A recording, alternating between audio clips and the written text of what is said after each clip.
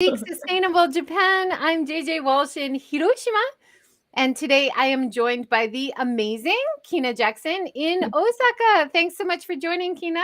Oh, thank you, Joy, for having me on. Ohayo gozaimasu. Ohayou gozaimasu. And you have been in Osaka for 20 years. Is that right? Yes, 2020, yes.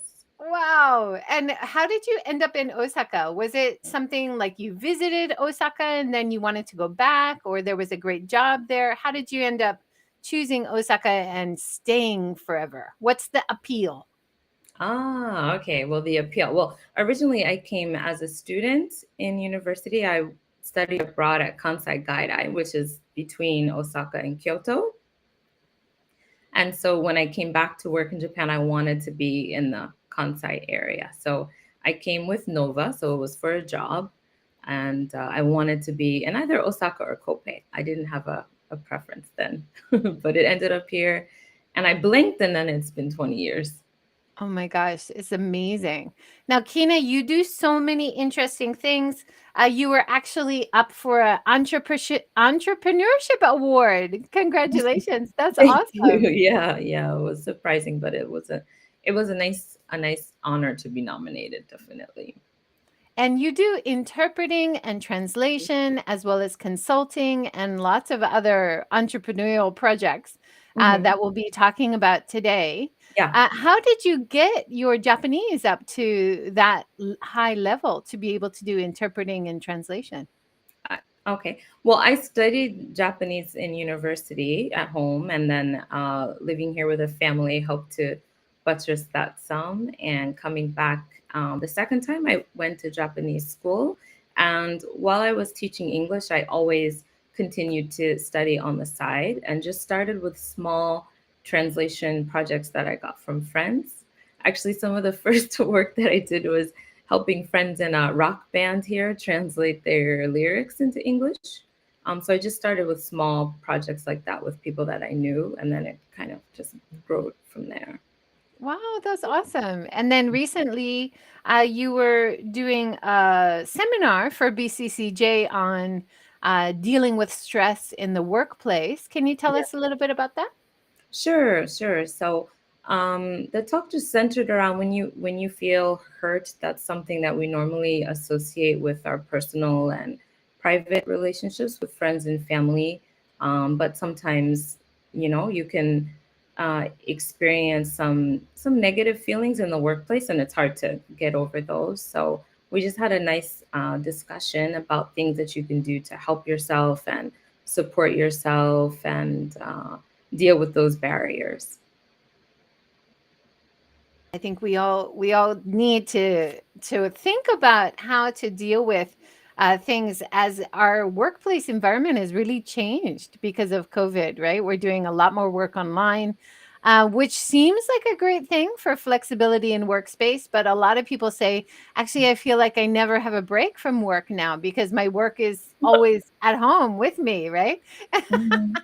Yeah, that's very true. That's very true. Sometimes, I'll have a call with someone who's not in Japan, so that requires getting up super early or staying up super late. And when you're not in the office too, and you are remotely, you don't have the same support system of coworkers. So you really have to look for it yourself, kind of make yourself do it. I schedule it in my phone. Yeah, yeah. No, that's important. Yeah, having certain breaks like I'm going to work at the computer for an hour and then I'm going to take a 20-minute break. I'm going to go on a power walk outside or something like that, right? Yeah, exactly. Yeah, awesome. It looks like Z has joined from YouTube. Nice to see you. Aloha, coming from Hawaii. Fantastic. And I'm originally from Hawaii. You're from Oh, Philadelphia, right? yeah, I'm from the Philadelphia area. Yeah, but I do have some good friends and family that are in Hawaii. But I've only been one time, so it's on my list to get back to, Joy. Oh yeah. It's every time I go back, I really appreciate it. But there's so many things that I really miss about Japan. So I'm happy to go both ways, you know? Right, right. Do you feel like that as well with Philly? Totally, totally. When I'm here, I really miss like Philly in the summertime. There's a lot of fun cultural festivals and the Fourth of July parades and just home cooked food. Uh, but then when I'm there, I miss 12 things about Kansai. So Yeah. No, I've in the series so far, I've had a chance to talk to some other entrepreneurs and innovators in the Osaka area. Just give a quick shout out. We had Taylor E oh talking about yeah, vintage shopping and Osaka tours and sustainable fashion. right. And we've had Yana, so Mhm. Ayana Wise, talking about the Black Lives Matter movement and talking about diversity through creativity. And Dave in Osaka, who's a really amazing live streamer, always gets so many people interested in Osaka because he's sharing it to the world on his live stream walks. And Rosie Galvan talking about her amazing vegan baked goods. And I had the chance to sample it when I visited Osaka Oh, after that great. talk. That was so good. I don't know if she's still there, but Yeah, I she's need still to there. She catch has up. her own Is she? shop. Yeah. Mm-hmm. Oh, awesome. Yeah, she's And great. then talking about Tesla. So using electric car with Scott. We've had a few talks about using electric cars in Japan. And now you. Yay, Yeah, it's Kina. interesting. I know Yana and Taylor very well. We did the Black Lives Matter march together in Black Creatives Japan and also Black Women in Japan. And Rosie, I also know through similar community, and some of our vegan Osaka products we send to her every once in a while when she has a special promotion. Mainly the bacon. She does like a very nice maple bacon donut. Wow. Yeah, so Yeah. we collaborate with her too. Yeah. Okay. Well, let's Osaka's talk small. about vegan With Osaka because now you've got all of our taste buds going.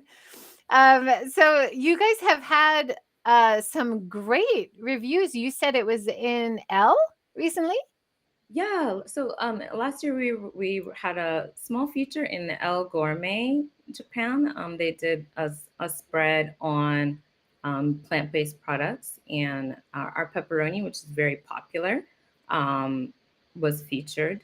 At that time, we were shipping to Homecoming Vegan Pizza, which was a vegan pizza shop in Tokyo, which actually no longer has a brick and mortar.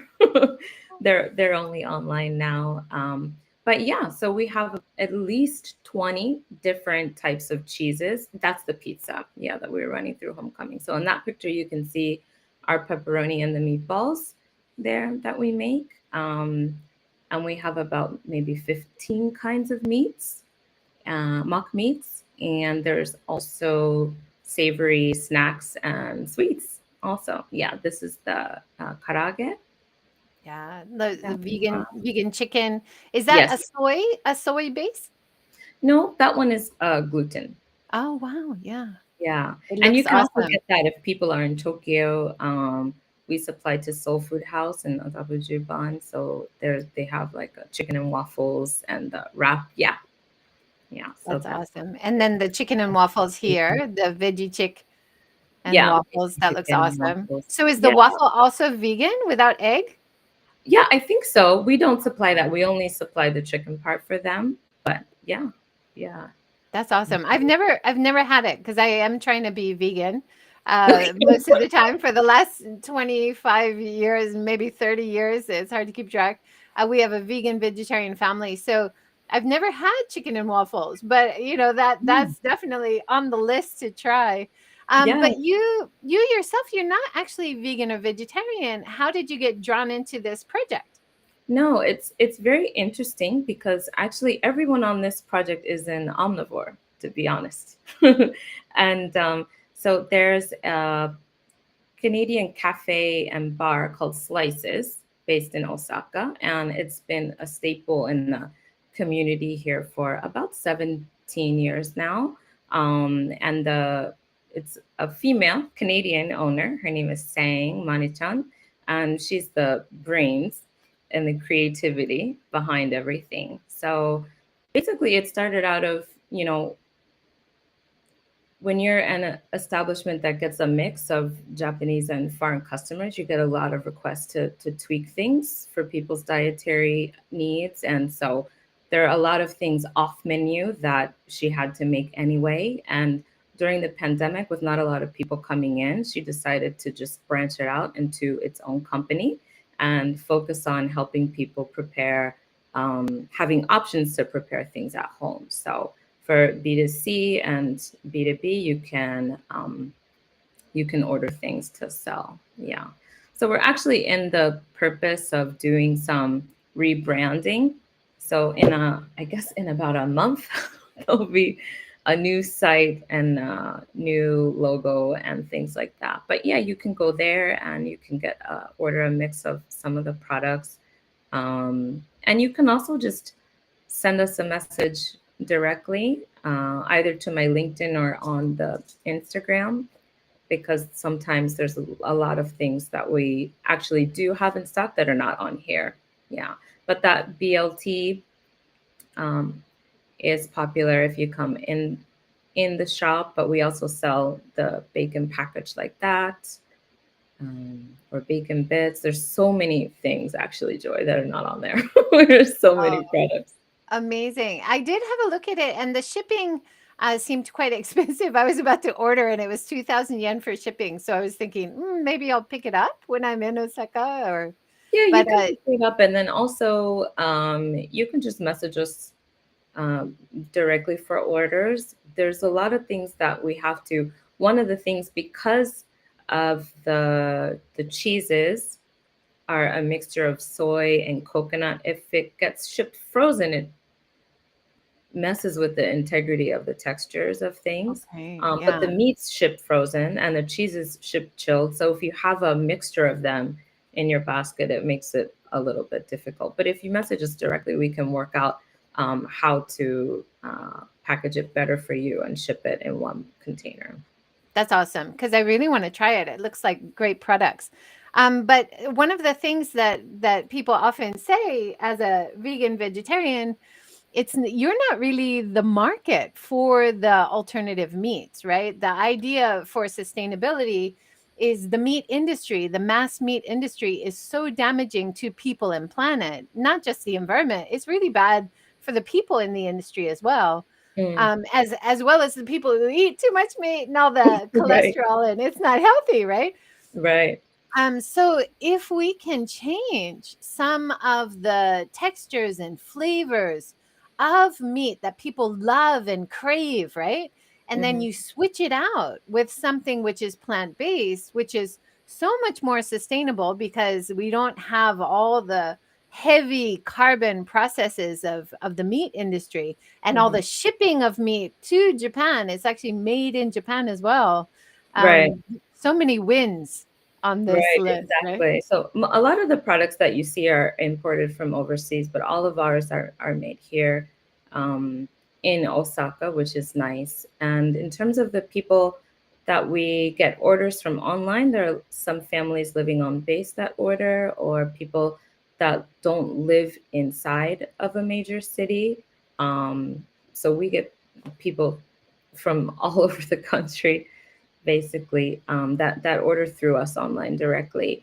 As far as people that come into the shop to eat, we do get people that are transitioning into different types of eating lifestyles. So maybe they've given up dairy but not meat quite yet, so they want to come in and try some pizza, because we have all the different cheeses and mozzarellas, or families that have multiple eating styles. So one parent might be vegetarian or vegan, but the other parent or children are not. But we think it's important they can all, share a meal together still.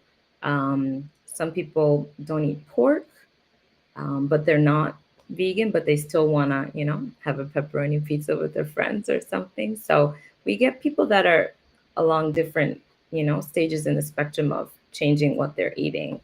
And we just want to make opportunities and space for everyone to be able to try and have options, because options are really hard in Japan. Absolutely. And that idea that if you have a vegan option, you open up who can order that to everyone, Yeah, right? exactly. Like when we do a lot of tourism business consulting, we say if you don't have a vegan option, you're really going to limit who can eat there, because even if you only have one vegan vegetarian in the group, they're not going to choose somewhere where that one person can't eat anything, Mm-hmm. right? They're going to choose another place where at least there's something decent that that person can eat. So even if you're a meat restaurant, I, as a high school and university student, my part-time job was at a steakhouse and I was vegetarian, but there were always great options for vegetarians. And if Yeah. you have that option at even a meat place, you're going to get a lot more groups that have mixed dietary or mixed lifestyle choices in there, right? Who want to Yep. come and eat together. Definitely, definitely. Because in the shop, we get a lot of tourists that they've been around Osaka and even Kyoto all day, but they haven't had anything to eat. So they stop into our shop on the way back. Or sometimes it's over 50% vegans in the restaurant because there's not many places where they can go with their friends that are not vegan and everyone eat together. So, yeah, so we don't profess to be a vegan restaurant in the shop, but we have options for everyone.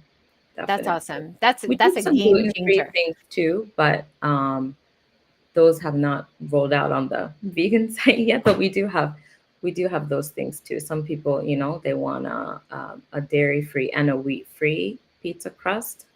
We have a vegan okonomiyaki right now that's frozen that we can ship to people. So we do make some Japanese things too that people can prepare.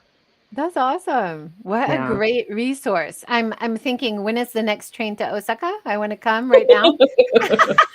Yeah, come. And we're talking with a couple of hotels in larger places, so maybe we'll be able to, you know, roll out a little bit closer to people in the near future. Yeah. We have a few places in Hiroshima. There's always a few places everywhere that we go, but when you know that there's gonna be something on the menu available all the time, that you don't have to order 3 days in advance or a week in advance, and they could just show up and have something that tastes great. That's a game changer in Japan. We still have so few options like that, Yeah, right? yeah, I totally understand. I don't eat wheat actually, so my options are also limited. So Yeah. from that kind of standpoint of someone that has trouble finding things when they're out, I think that's what is attractive to me about working with this project is just helping people be able to enjoy and feed themselves, whether they're at home or out and about. How have you found the feedback? Are you getting a lot of interest in the project? Yes, if someone though has gone without eating meat for most of their lives, it's a little bit too realistic for them. Some of the products, they love the cheeses though, but some of the meats are a little bit too close to home. But for people that are transitioning, for the meat, everyone loves the cheese. But for the meats, for people that are transitioning and they, like you said, they miss the texture, they miss the flavor, or they're tired of going somewhere and having like just salad. It's a great option for them. And because veganism is becoming trendy in Japan, we've gotten even groups of college students. No one's vegan, they just want to try it, they just want to taste it, or they're curious. And for us, that's totally fine. It's all about trying new things and seeing what works for you, because everyone's eating style is different, and having it piece in there and how it works for you, for us, is what's most important. So, Yeah. And I'm really excited to see the price point. The price point of you guys' products is very similar to what you would pay for the meat version. I'm seeing like vegan gyoza in specialty stores now, which is the same price as the pork version. When you've got price parity, when you've got comparable prices, I think you'll get a lot more people saying, well, yeah, I'll try it. mm-hmm. But until now, the prices of vegan options are like 2 times, 3 times higher. That's a big risk. Plus, I don't why should I pay that much more for something that's a bit off or different, right? Right, yeah, that's also very important. Some of that could be the cost of shipping. I know for us it is the cost of labor for us, because it really is just one person making everything by hand with the support of 3 or 4 people that we come in and help. And it's very time and labor intensive to make the, for example, like the fried chicken or the pepperoni. It's a 3-day process for each batch. So it does take a lot of time. Um, but I think because it is take a lot because it does take a lot of time, we're able to really watch it through all of the steps and adjust and tweak and have consistent taste and quality. So that's the good part, I think. Yeah, that's awesome. Yeah. We had Davina Robinson join from LinkedIn, and she said, "Happy birthday, Kina." Well, yeah, thank you. How wonderful. Yeah, He's we're also both. from the Philadelphia area. Oh, yeah. Awesome. Mhm. That's awesome. Yeah, we're both having birthdays this week, actually, both of Yeah, us. that's Yeah, right. Keep early March women. going. Speaking of women, can you introduce Black Women Japan group a little bit? Sure, sure. So we've been around for a few years now. I forget exactly the date when it started, maybe 2014. But in our community in Japan, there are 3,000, over 3,600 members in Black women in Japan. And it's an online community, but we do support people offline with events as well. We do personal and professional development. We help our members if they're having trouble with things, adjusting to life in Japan, doing outreach and community service with other local Japanese groups as well. We have some projects that we're working on coming up this year. So you mentioned Ayana with Black Creatives. We work together with them. There's also Africa Meets Kansai, which is based in Kobe. We do some projects together with them. But the exciting thing, which we haven't been able to do during the pandemic, is we have an annual convention for about a weekend, and we're able to get together and meet in person. And people come from Okinawa to Hokkaido. Everybody can come and gather and just be able to meet each other and talk about, what it's like to raise your family in Japan or be a student or work or whatever, because the age range is college students to people in their 60s and 70s. It's a big range, but it's fun to just get together. And we want to make sure that women are supported. And in our community, too, the women come from everywhere. So everyone's of Black descent, but they could be from Brazil or the UK or Asia. Everyone's from everywhere. So actually, language barrier is another thing that we have to deal with in our group too. Um, but it's a really fun group, and we really enjoy putting together programs that really help our members and connect with them. And we were fortunate enough to be nominated at the same BCCJ award last year too. Oh, that's awesome. Congratulations.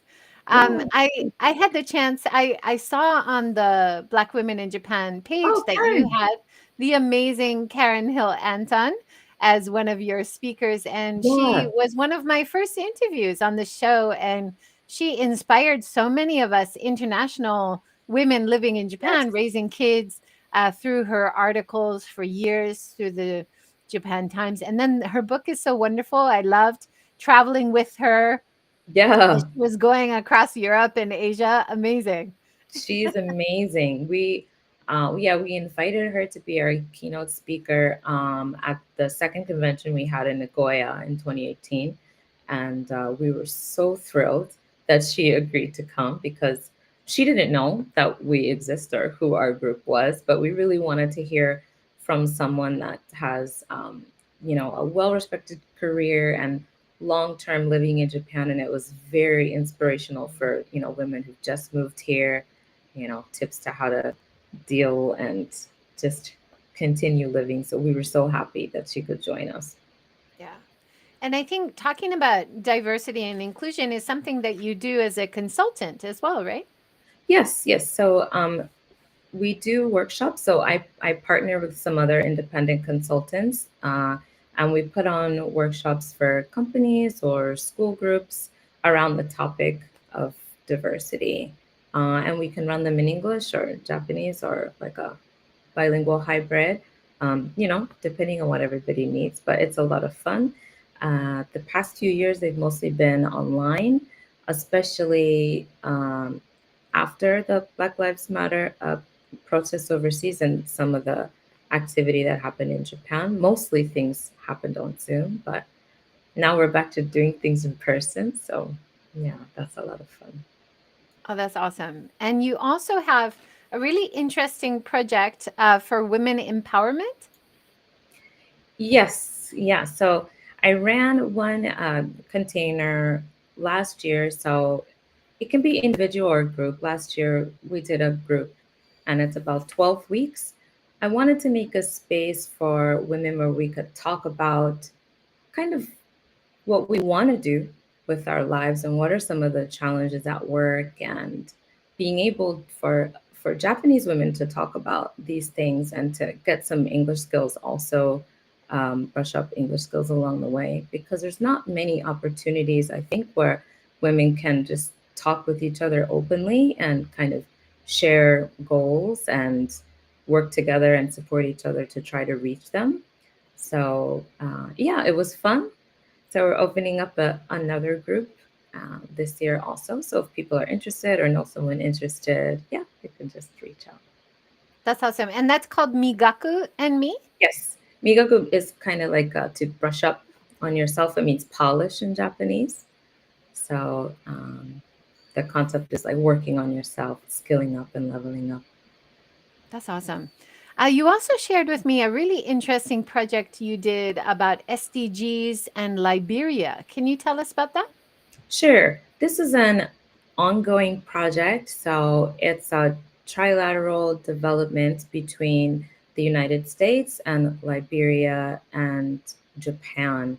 So Liberia is not as developed as the other countries that surround it in that region of Africa. And due to the relationship with the US and Liberia, there are some nonprofit groups in the US that really want to see Liberia succeed. I'm not sure if people viewing know, but after slavery ended, the US sent a lot of slaves to Liberia. So there's a connection with the US and Liberia, but they didn't always have the support of all the treaties for development. So people now are trying to kind of be more proactive about the support there.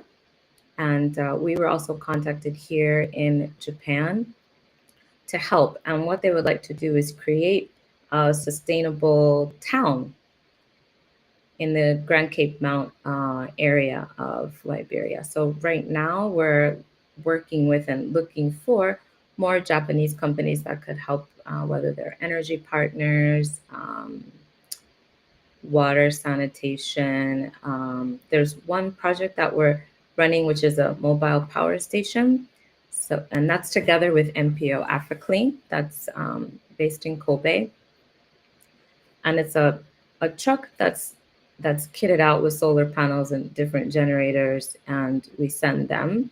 We'll be sending them to Liberia. In the past, they've been sent to the Congo, but it's really interesting because power is kind of unstable in the region. So if we have these mobile trucks, they can go around and help people where they are, and also making it the equitable entrepreneurial piece. We can do microfinancing and some leasing agreements so that people can have their own small businesses that are mobile. So right now, this year, we're putting together a fleet of trucks that can go overs. And in the next, during March and April, we'll have some info sessions in Kansai and in Kanto, and maybe online for people that are interested in contributing. So I can send you that information later. Yeah, that would be great to add a link to more information. Sounds like a wonderful project. And I've been We're reading very so excited. many exciting projects coming out of Africa, which, even if you put solar panels on the school roof, and then people can take home like a portable lantern so the kids can study at night, like places that have never had electricity before. So there's so much need and so much enthusiasm for making these. They seem like small steps, but they could really change people's lives in an amazing way, right?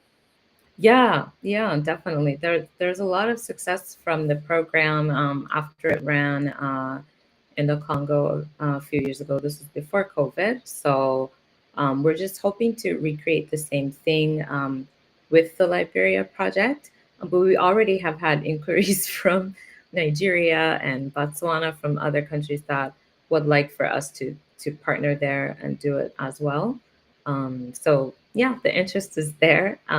And also, it's nice to kind of help Japanese companies be involved in sustainable activities with Africa. And we're really viewing it, I think, up until now, a lot of aid to the African continent has been a little bit top down or people saving, but we are really approaching it in a different way of information exchange and working together, because there's also a lot of knowledge base in African countries that Japan can benefit from. So we really are trying to attack it from a different angle where it's a win for everyone.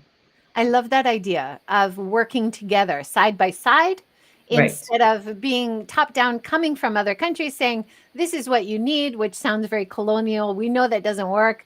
When you bring ideas from the outside, you need to work with local people, indigenous cultures, and find out what knowledge they have, which is often better than what the outsiders are trying to propose. And they know the local area, they know the people, they know what's gonna work best too, right? Right, exactly. So there's a lot more of those events that are coming to Japan too, with our MPO AfriClean, which works with Africa Meets Kansai. And there's also, I'm not sure if you know, ADNJ, it's Africa Diaspora Network Japan, that's also kind of runs out of Kansai. There was the African Business Summit in Osaka last year. And I think this month there's another similar event that they're running, but we'll be there. And we're just trying to help facilitate the connections between entities in African countries and people here in Japan that want to work together and support each other on different things. That's awesome. And there's some solutions that you're promoting in Liberia or Africa or other places, which we should apply also in Japan, right? Yeah, We should bring it definitely. back here. We need it in some rural areas too, right? Even Mhm. like putting solar panels on, sending Yeah, kids home with lanterns. I love that idea. definitely. We've got Louise Puppy on YouTube. Great to see you, Louise. Thanks for joining. She says, sounds very interesting. Absolutely. Thank you. Hi, Louise. Yeah, Louise is based in New Zealand, but she often brings groups from New Zealand on tours in Japan, and she does awesome live streams as well. So we're happy to have you here, Louise. Now, one other thing that you were doing, kind of connected to consulting, you were doing cross cultural business workshops as well. Can you tell us a little bit about this? Right, sure. So that idea was born out of I was speaking with other colleagues that have worked together in mixed teams in the workplace, and a lot of times what how it feels that it happens if you're the foreign person in the team is that Japanese companies will invite people from overseas to come work, and sometimes that's the end of the effort, like extending the invitation, and then that's it. You're here, okay, Gambate, right? But then there are some difficulties that happen when you work together in a mixed team, and it's not always language. Sometimes it's language, but sometimes the language support is there. But there's a gap in kind of what's expected from each side, culturally or business culture, or just a lot of things that happen. So we wanted to run a series that could help people work together better or overcome some of these things. And I'm doing it together with a colleague of mine, Miki Takashima, who's another independent consultant based here. She goes back and forth between Kansai and Tokyo. But she has the experience of having studied and lived abroad and now a returning back in Japan. So we just put a multi-directional lens onto solving problems and talking with them together, because sometimes I think you don't even realize maybe a faux pas that was made, or that you are creating friction for your team, and just how to get over it. So, yeah, that one is a 4-part series. Yeah, that sounds wonderful and so important. I think especially now in Japan where we're seeing so many more international people coming to work, so many more international businesses setting up in Japan who have Japanese and foreign workforce, right? And how do we get everyone on the same page, kind of thing? How because the business culture is so different in Japan and other areas, right? So Definitely. how do you work it out? How do you listen to each other? Hmm. How do you kind of deal with a different hierarchy of age or experience, right? Yeah, yeah. There's all of those things, plus 20 more. Yeah, Exactly. absolutely. Now, you also co-founded a social good startup app. Tell Hmm. us about that. That's really exciting. How was that Yeah, experience?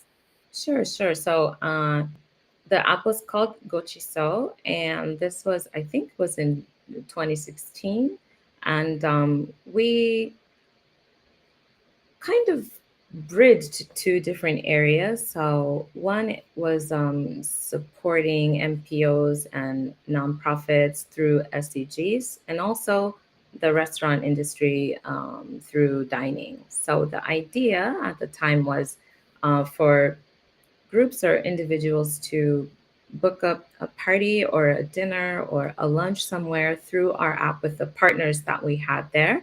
And a percentage of your bill could be donated to a cause. Kind of like how, if you do the Furusato Nose shopping. Um, but the average Japanese person doesn't know much about what the work that different MPOs are doing, how many MPOs there are, or donation is not really built into the culture in the same way that it is in Western countries. So we thought, but everybody loves to eat and drink beer in Japan after work. Going out with your friends and coworkers after work is normally built into society. So if we could combine giving with going out that people already do, it's an easy way to give and an easy way to donate. That was I the love idea. that. I love And that we idea. incorporated the SDGs, because I might not know the name of your MPO or what you do, but I know, for example, I want to support this SDG that supports women, and then I can find the groups and causes under that SDG.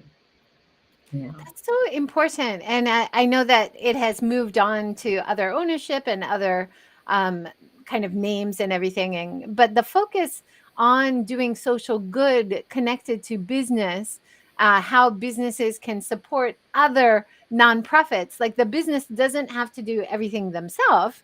There's Hmm. a lot of people doing good work in the nonprofit field who need the support. So putting those two together, that's such a great idea. Yeah, it was an interesting hybrid, and we just wanted to make it easy for people too. Sometimes, maybe you have the feeling that you want to donate or contribute, but you don't want to actually, use your whole weekend and find where to go and what to do, right? So we wanted to just make it easy for people to do there. Yeah, you can see that's the old logo there, Gochiso. Now it's Mamoru. You can see the M there, and the pivot was to sustainable shopping. It's a great idea, Mhm. and I love that connection, like I said, between SDGs and consumerism, right? So if I'm gonna go and have a meal, and I Mhm. know that this one you'll get points, was it, or some kind of support goes to support gender equity or something like you said, I can make that choice, and then I feel good about my purchase as well, right?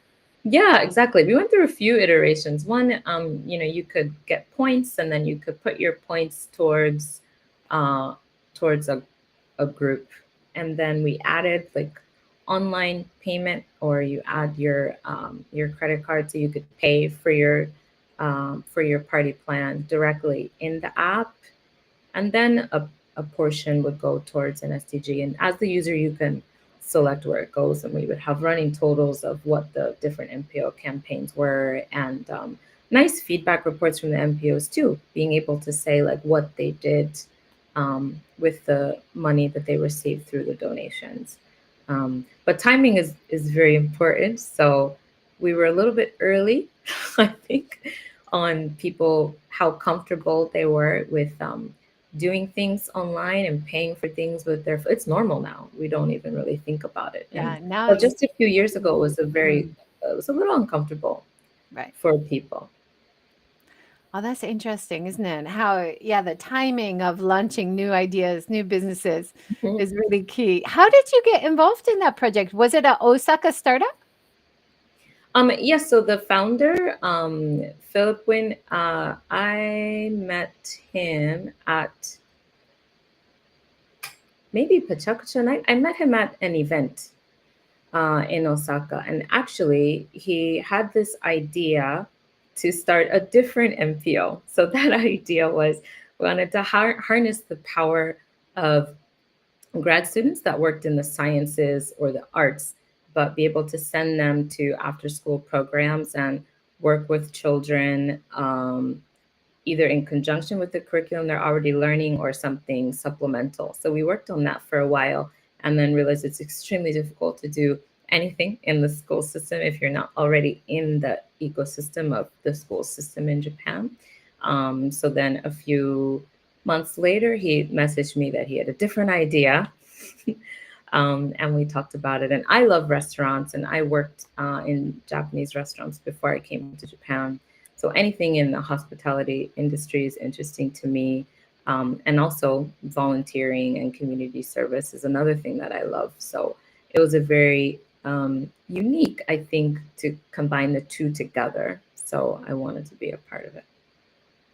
Wow, that's really cool. So that was Pechakucha night, was it? I think so. I think that's where I met Philip. Yeah. So for people who don't know, Pechakucha is more like a social good or sustainability led kind of ideas coming from the community. It's a little similar to like a TEDx or a TED Talk, right? Yeah, it's like a TED Talk, but I think the presenters have is it 20 slides, and there's a set amount of time that they have to speak on each slide. So you can learn a lot in a short amount of time Yeah. with many speakers. So yeah, more condensed than a TED Talk, but a lot of fun. Another event that is probably back in person now. Now that Yeah. COVID Now has. things are starting to go back into person, right? In terms of your main work, you have so many interesting projects. Getting started with startups, of course, takes a lot of time. Are you Hmm. your work now? Is it mostly consulting on the vegan Osaka project? Yeah, I would say, I mean, what I do varies per day. What I do varies per day. I do spend a lot of time on Vegan Osaka and also with translating and interpreting. I have another partner. We'll jump on Zoom calls like this and just make sure that the communication is going smoothly between a Japanese client and their overseas client that they're working with. And I also teach a university class. So yeah, for me, it's like, what day is it today? What am I doing? I feel the same way, and I feel like as entrepreneurs, especially women entrepreneurs, we want to do that, right? We want to be in diverse projects and doing different things, but having stable work like university work or a company you work with for translation, those that kind of stable income really helps as an entrepreneur, right? Yeah, I really enjoyed the variety and being able to have an experience with one team or one circumstance and taking bits of that and applying it to other places. I did have a few years where I just had one full time job, but I wasn't happy. So I think the variety is what really fuels me to see how I can use one piece from here and help people from there. Yeah, that's awesome. I too, most of my career was with one university, full time, and really invested in those students and that school and everything. But now I have so many different people that I work with, doing a lot more outside, out in the real world, instead of in my academic bubble. And it's definitely, there's good and bad on both sides, but it's definitely more exciting. And exactly what you said, Kina, it's like, what's the day today? Like, check the calendar, check the list, right? Yeah, yeah. And sometimes I get the day wrong. Last week there was one day I thought it was Friday the entire day and it was Thursday. Oh, hopefully that means you have one more weekday to get stuff done. Exactly. Exactly. Is there anything we haven't talked about that you're working on that you want to talk about? Um, I think that's most of it. Anything Yeah, coming up this year for you that you're getting excited about?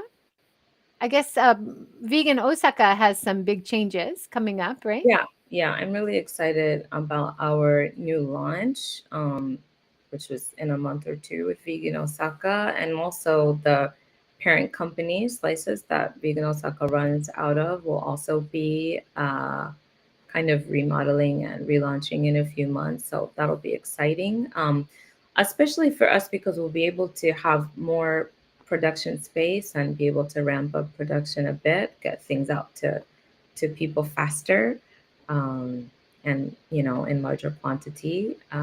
So I think that'll be really exciting.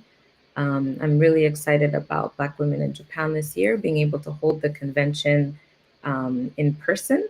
And we are doing a lot more because we are in person, but also online. We're doing a lot more collaboration with other groups. So if there's people out there that are interested in doing a service project together or some workshops together, we have a mentorship program where we try to send people to different companies in Japan. So if you'd like to host some of our members for half a day or a day, yeah, definitely reach out to us. We're really excited about the things that we're planning this year for that too. And I love seeing this group photo and top Tia because Yes. I had the chance to interview Tia in this series as well. Yes, yes. I thought that you would perhaps know her too. Yes, she's our photographer and member and she comes to everything and makes sure the day is very well documented. And it's nice for people that are working on different steps in their career too to have members with this set of skills because a lot of people we use Tia for our headshots or you know things to do for work as well. Yeah, that's awesome. And so we've got Black women in Japan. We've got your vegan Osaka links. We'll put all the relevant links below. And then, like you said about the BCCJ talk that you did, they might be writing up an article about it. Yes, so the article will be summarized and will be released, and when I have that information, I can send it. It was a very good discussion, and maybe we'll be able to do some variations on that if people are interested, in how to just handle things at work and move on positively. And I think it's a really good message um, for younger people and women as well. If you're new to the workforce as a new graduate, sometimes people can really internalize the experiences that happen in the office. And also, too, myself as someone who works remotely, if you don't always have, you know, the same people as you would if you were in person in a team. So it's really nice to be able to have some tools yourself um, to cope with what's happening and to get over. Yeah, I really appreciate Tova Kinoka mentioning that talk because that's the reason I reached out to you and got you on the show today. Oh, She talked nice. about that in the short takes that she really appreciated all of your insights in that seminar. So I think it's definitely something we should explore more and give people tactics how they can work through problems that they're having as our workplaces are changing so much after Yeah, COVID, right? definitely, definitely. Well, thank you to Toe. Yeah, it's It was nice awesome. that And, she was. yeah, once you have the link, and then we can add it to the video below. Thank you so much for everything you're Sure. doing. It's awesome. Yeah, thanks, Joy, for having me on. It was nice to be able to talk about everything. And happy birthday once again. Thank you, and happy birthday to you in a few days Coming up, too. yeah, Pisces, the Pisces girls here. All right. Thanks everyone for joining today and have a wonderful weekend. Get out and enjoy those plum blossoms. If people Yes, go to Osaka this time of year, what's a good thing they should go and do? You have a recommendation? for the parks. Okay. Yeah, Anywhere. well, yeah, Osaka Joe is a great park. Nakanoshima has a nice lawn for people to relax in. Utsubo Park and Tanshiba and Tennoji. There's tons of places. I cycle all around the city and I carry a tarp in my bag always. So that's how I cope with my work stress is some time in the 5 minutes and a coffee in the park and I'm good. That's awesome. Thank you so much. Go have a great coffee and time in the park and on this beautiful day today. Thanks, Joy. Thanks everyone for joining. Thank you so much, Kina, for all your great insights. And I look forward to coming and visiting your amazing vegan Osaka shop and Yes, connecting with you again soon. definitely. Let me know. Awesome. Thanks everyone. Have a great day. Thank you so much, Louise. Appreciate that. Take care, everyone. See you next time.